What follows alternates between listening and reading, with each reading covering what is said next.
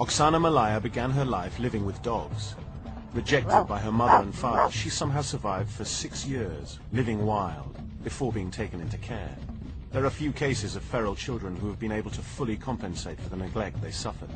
Oksana is now 22, but her future still hangs in the balance. Have scientists learned enough from previous cases to rehabilitate her? For 6 years, Oksana Malaya spent her life living in a kennel with dogs.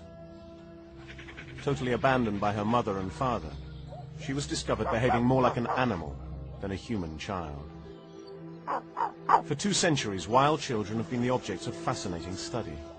Raised without love or social interaction, wild or feral children pose the question, what is it that makes us human?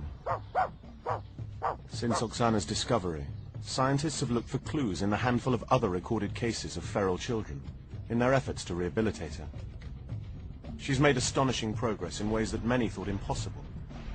And now, aged 22, Oksana wants to take an extraordinary final step, to be reunited with the parents who neglected her.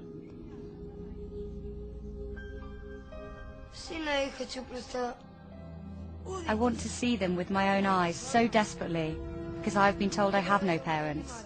But actually, I do have them.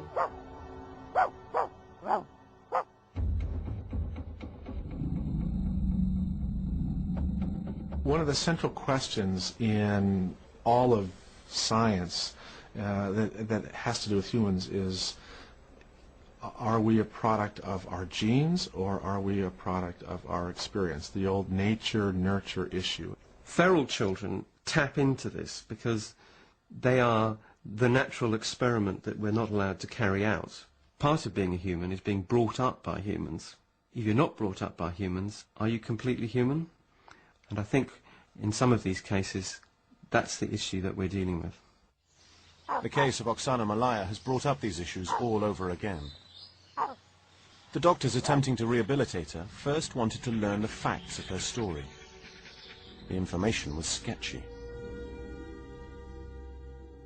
Oksana was born in November 1983.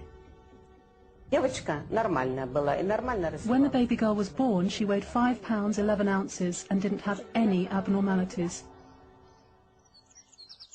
Her parents were alcoholics.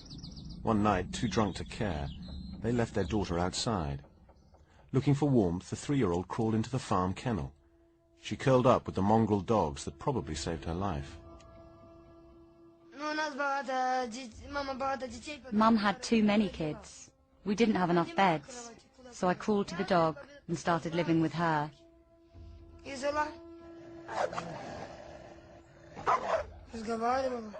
I would talk to them, they would bark, and I would repeat it.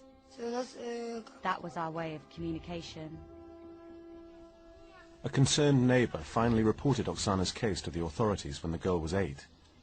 By then, the effects of her time with dogs had had serious consequences for Oksana's development. She was more like a little dog than a human child. First of all, she couldn't speak, or she could hardly speak. And actually the purpose of speaking, well, she didn't think it was necessary to speak at all.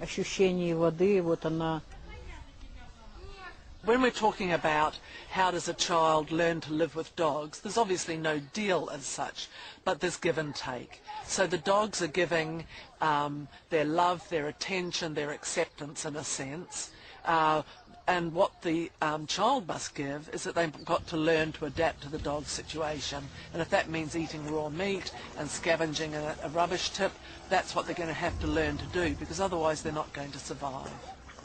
She used to show her tongue when she saw water, and she used to eat with her tongue and not her hands. She couldn't understand what a mirror is, and when she was showed a mirror, she didn't even recognize herself. She didn't even look at it. Oksana's lack of self-awareness makes her, in some respects, more like an animal than a human.